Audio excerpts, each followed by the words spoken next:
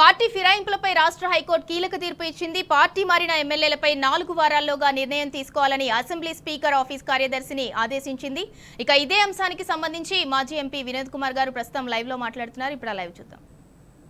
ఈ 4 వారాల లోపల స్పీకర్ గిట్ట నిర్లక్ష్యంగా వ్యవహరిస్తే అది మళ్ళీ మేమే స్వీకరిస్తామని చెప్పి కూడా ఆదేశించినట్టు ఇప్పుడే టీవీలలో చూస్తున్నాం. సరే, ఈ వార్త మరి వేచి చూడాలి. స్పీకర్ గారు 4 వారాల్లో మరి దానిపైన చర్యలు తీసుకుంటారని చెప్పి ఆశిస్తున్నాం.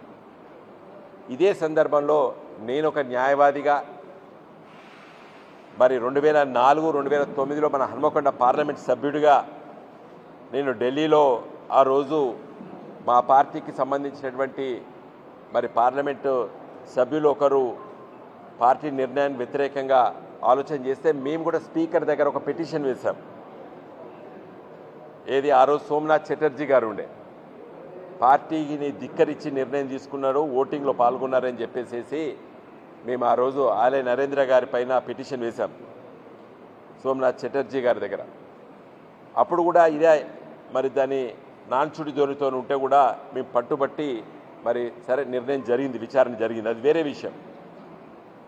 1900 అంటే ఈ అనర్హత శాసనసభ్యులు కానీ పార్లమెంట్ సభ్యులు కానీ పార్టీ నిర్ణయానికి వ్యతిరేకంగా ఓటు వేసినా, పార్టీ మార్పుడు జరిగినా, పార్టీ మార్చినా మరి అనర్హత వేటకు గురవుతాడని చెప్పేటువంటి చట్టము 1985లో రాజీవ్ గాంధీ గారు ప్రధానమంత్రిగా అయిన కొత్తలో 52 రాజ్యాంగ సవరణ ద్వారా ఈ చట్టం రావడం జరిగింది. 10th షెడ్యూల్ అంటారు పార్లమెంట్ రాజ్యాంగంలో. 10th షెడ్యూల్ 1985లో వచ్చింది.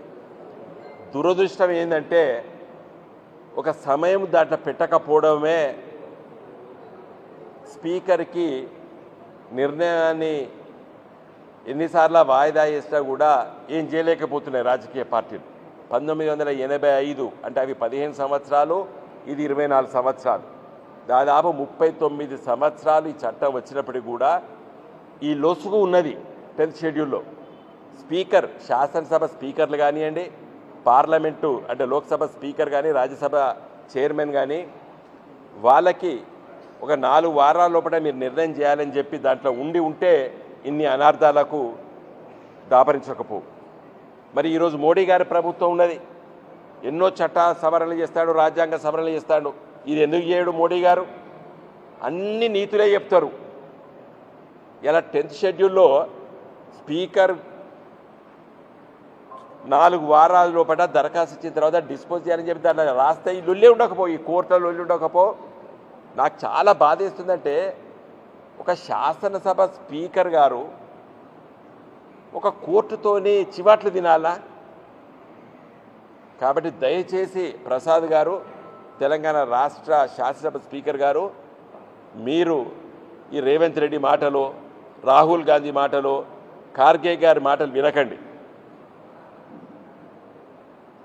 మీరు వెంటనే మీకు అధికారం ఉన్నది, విచారణ చేయండి, దానిపైన నిర్ణయం తీసుకోండి. నేను మళ్ళీ ఒకసారి చెప్తున్నాను, ఈరోజు దేశంలో ఉన్నటువంటి రాజకీయ పార్టీలు పట్టుబట్టి పార్లమెంట్లో 10th షెడ్యూల్ని సవరణ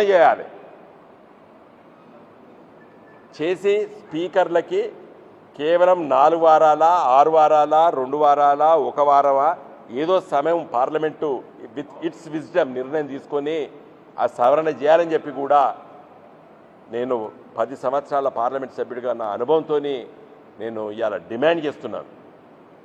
మోడీ గారి ప్రభుత్వం వెంటనే ఈ 10th షెడ్యూల్ని సవరణ చేయకపోతే ఇలాంటి ఈ ఆయారాములు, గయారాములు ప్రజలకి ప్రజాస్వామ్యం పట్ల అసలు విశ్వాసం కోల్పోతున్నారంటే కారణము ఇలాంటి సంఘటనలు జరుగుతాయి. మరి 85లో అప్పుడు రాజీవ్ గాంధీ గారు చట్టం పెట్టినప్పుడు ఇలాంటి స్పీకర్లు ఉంటారు అనుకోలేదు, వాయిదాలు వేసే స్పీకర్లు ఉంటారు అనుకోలేదు. ఆ రోజు ఏమనుకున్నారు? స్పీకర్ అంటే చాలా ఒక నిబద్ధగా లాంటి వ్యక్తి స్పీకర్ కుర్చీలో కూర్చుంటాడు, తన ముందు ఇలాంటి పిటిషన్లు ఇస్తే తొందరగా డిస్పోజ్ చేస్తారని అనుకున్నారు ఆ రోజు 1985లో. దురదృష్టవశాత్తు మరి తదనంతరం జరిగిన పరిణామాలు ఈ విధంగా జరుగుతున్నాయి. నేను ఈ పార్టీ ఆ పార్టీ అంటలేను, అన్ని గిట్లేం చేస్తానే. కాబట్టి నా దృష్టిలో వెంటనే తప్పు చేయకుండా చేయాలి, తప్పు చేసే ఆస్కారం ఉండకూడదు. కాబట్టి స్పీకర్లకి ఆ విచక్షణ అధికారాలు లేకుండా కేవలం 4 వారాల లోపట్నే మరి డిస్పోజ్ చేయాలని చెప్పి రాజ్యాంగ సవరణ 10th షెడ్యూల్ చేయాలని చెప్పి కూడా ఇవాళ నేను డిమాండ్ చేస్తున్నాను. మరి అలా హైకోర్టు 4 వారాల లోపల నువ్వు విచారించి దీనిపైన నిర్ణయం తీసుకోమని ఆదేశించారు.